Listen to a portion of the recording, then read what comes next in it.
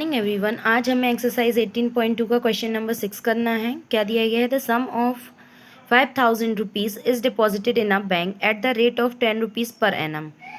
एक 5,000 रुपये की अमाउंट बैंक में डिपॉजिट की गई है 10% रेट की दर पे, सिंपल इंटरेस्ट की। Plot a graph with the interest and number of years. हमें नंबर ऑफ ईयर्स और इंटरेस्ट के उससे क्या करना है, ग्राफ प्लॉट करना है। तो सबसे पहले हम देखेंगे इसमें हमारा प्रिंसिपल कितना है, 5,000, रेट है 10%, टाइम को हम मान लेंगे एक्स। तो सिंपल इंटरेस्ट क्या होता है, P into R into T upon 100।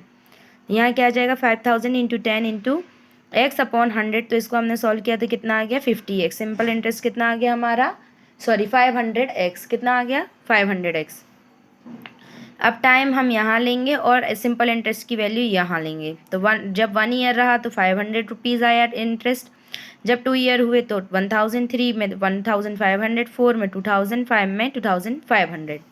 अब हमने स्केल लिया तो 1 ब्लॉक ऑफ एन एक्सिस कितना आ गया, 1 ईयर, और 1 ब्लॉक ऑफ वाई एक्सिस कितना आ गया, ₹500। अब हमने इसका क्या किया, ग्राफ प्लॉट किया। तो हमने एक्स एक्सिस पे टाइम लिया और वाई एक्सिस पे क्या लिया, सिंपल इंटरेस्ट लिया। तो जब टाइम 1 ईयर था तो सिंपल इंटरेस्ट 500 आया, 2 ईयर्स में 1,000 आया, 3 ईयर्स में 1,500 आया, 4 ईयर्स में 2,000 आया, और 5 ईयर्स में कितना आया, 2,500। इस तरीके से हमारा ये ग्राफ प्लॉट हो जाएगा किसके बीच में, सिंपल इंटरेस्ट और टाइम के बीच में।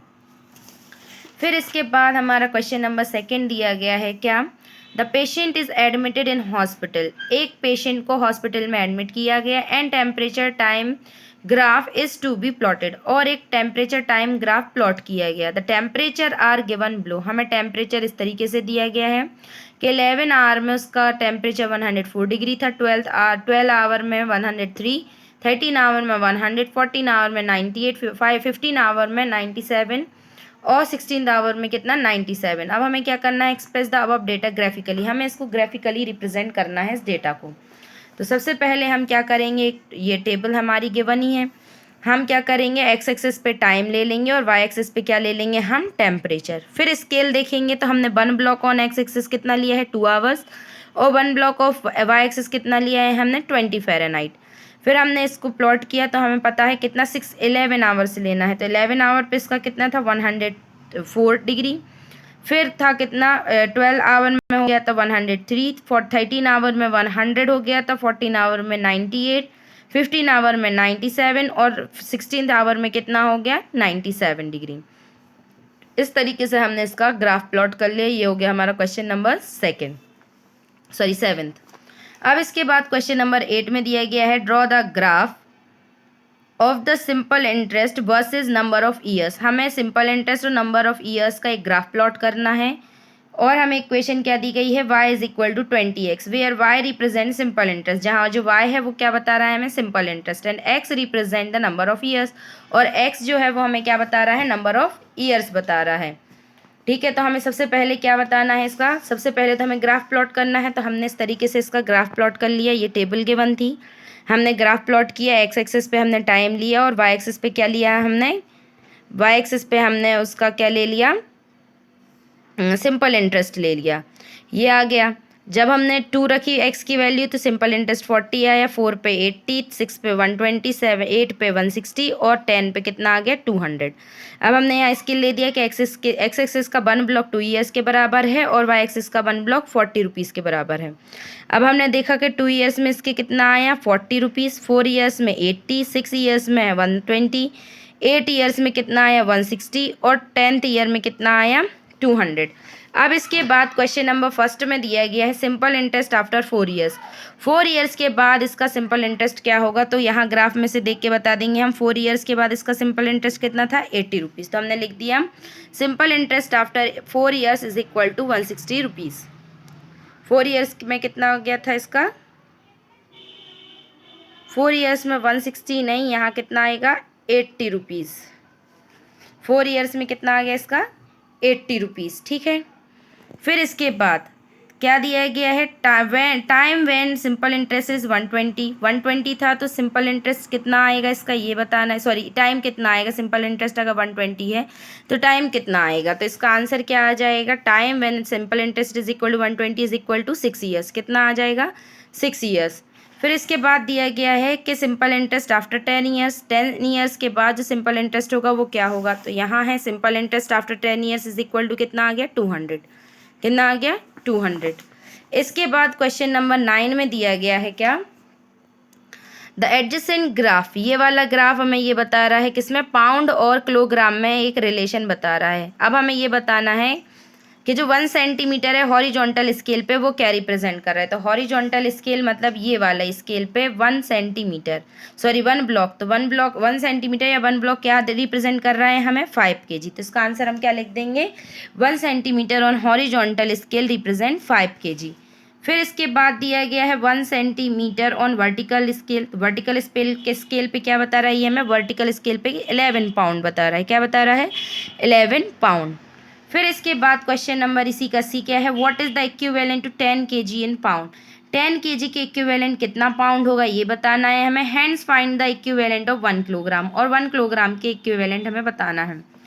तो हमें देखा कि 10 kilogram is equivalent to 22 pound, 22 pound के बराबर होगा 1 किलोग्राम 10 किलोग्राम। ठीक है, अब 1 किलोग्राम जो होगा वो 22/10 पाउंड के बराबर होगा, मतलब 2.2 पाउंड के बराबर होगा। फिर इसके बाद है क्या, a girl weight 44 kilogram pounds, एक गर्ल का वेट कितना है 44 पाउंड्स है। What is her weight in kilogram, उसका वेट किलोग्राम में कितना होगा।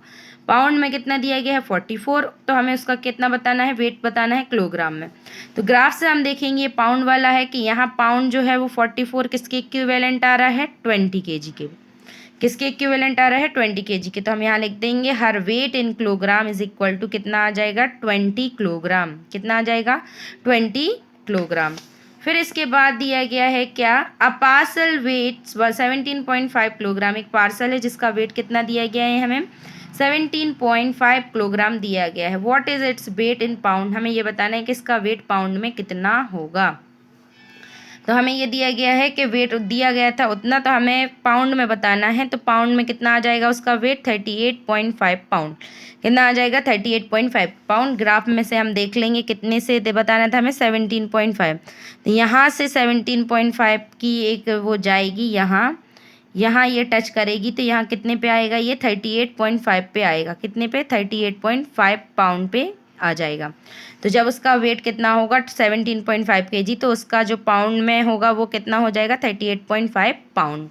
अब इसके बाद आता है क्वेश्चन नंबर 10। क्वेश्चन नंबर 10 में क्या दिया गया है हमें, draw a graph for the function p is equal to 4a। हमें एक फंक्शन दिया गया है p is equal to 4a, उसके लिए हमें ग्राफ प्लॉट करना है, और ग्राफ में से हमें p की वैल्यू बतानी है जब a 3.5 होगा, a 2 होगा, और b a कितना होगा 5 होगा। सबसे पहले तो हमें रिलेशन दिया गया है, तो यहाँ हम इस तरीके से इसकी टेबल बना लेंगे। तो a 1 2 3 4 5 रखेंगे हम, तो p की वैल्यू कितनी आ जाएगी 4 8 12 16 और 20। फिर हम इसका स्केल बनाएंगे कि 1 ब्लॉक जो है x एक्सिस का वो 1 यूनिट है, ठीक है, और जो 1 ब्लॉक है y एक्सिस का वो कितना है 4 यूनिट है। अब यहाँ हमने देखा कि 1 यूनिट पे इसका कितना आया 4 यूनिट आया, y की वैल्यू, सॉरी p की वैल्यू। यहाँ 2 पे 8 आई, 3 पे कितनी आई 12, 4 पे 16 और 5 पे 20। तो अब हमें ये बताना है कि जब a इज इक्वल टू कितना दिया गया 3.5, तो a 3.5 है तो p की वैल्यू कितनी आएगी, यहाँ से हम देखेंगे 3.5 पे कितनी आ रही है ये 14। फिर a की वैल्यू 2 है तो p की वैल्यू क्या होगी, तो a की वैल्यू यहाँ 2 है तो p की वैल्यू कितनी आ रही है 8 आ रही है। फिर ये बताना है a की वैल्यू अगर 5 है तो p की वैल्यू कितनी होगी, तो a की वैल्यू अगर 5 है तो p की वैल्यू कितनी आ गई 20। यहाँ हम लिख देंगे कि a की वैल्यू जब 3.5 थी तो p की 14 आई, a की वैल्यू 2 थी तो p की वैल्यू 8 आई, जब a की वैल्यू 5 थी तो p की वैल्यू कितनी आ गई 20 आ गई। ठीक है, अब इसके बाद क्वेश्चन नंबर 11 में दिया गया है the adjacent graph shows the location of an aeroplane flight. Aeroplane flight की हमें लोकेशन बता रहा है ये graph. Read the graph carefully and answer the following question. हमें ध्यान से इस ग्राफ को पढ़ना है और कुछ क्वेश्चंस के आंसर्स देने हैं। अब हमें बताना है what scale is taken along both the axis. दोनों एक्सिस के अलोंग क्या डिस्टेंस, क्या स्केल लिया है हमने। तो हमने देखो एक्स एक्सिस के अलोंग टाइम लिया है और वाई एक्सिस के अलोंग क्या लिया है हमने डिस्टेंस लिया है, तो टाइम हमेशा मिनट में आता है और जो डिस्टेंस है वो हमने किस में लिया है, मीटर में। तो हमें ये बताना है एक्स एक्सिस पे जो वन ब्लॉक है वो कितने बराबर है। तो यहाँ देखेंगे वन ब्लॉक की वैल्यू कितनी है, 10। यहाँ क्या आ जाएगा, one block on x axis is equal to 10 minutes. कितना आ जाएगा, 10 मिनट्स। फिर one block on y axis, तो हमने देखा यहाँ ये जो वन ब्लॉक है वाई एक्सिस का वो कितने के बराबर दिया गया है, 100 के बराबर। कितने के बराबर दिया है, 100 के बराबर। तो यहाँ लिख देंगे हम one block on y axis is equal to 100 metres. क्या आ जाएगा, 100 मीटर्स के बराबर आ जाएगा वन ब्लॉक वाई एक्सिस का। फिर इसके बाद what is the speed of aeroplane at the time of flying, flying के टाइम पे उसकी स्पीड क्या थी, हमें ये बताना है। तो फ्लाइंग के टाइम पे जो स्पीड थी एरोप्लेन की वो कितनी थी, 80 मीटर पर मिनट। क्या थी, 80 मीटर पर मिनट। ठीक है, अब इसके बाद बताना है after how many minutes the aeroplane took its landing. अब कितने मिनट बाद जो एरोप्लेन है उसने अपनी लैंडिंग ली, ये बताना है हमें। तो after 30 minutes the aeroplane took its landing. ठीक है, 30 मिनट बाद क्या हुई, एरोप्लेन ने अपनी लैंडिंग ली। ठीक है, यहाँ हमारा जो 18th चैप्टर है वो कंप्लीट होता है। अगर आप लोगों को इसमें कोई डाउट हो बेटा तो पूछ लेना। Thank you and have a nice day all of you.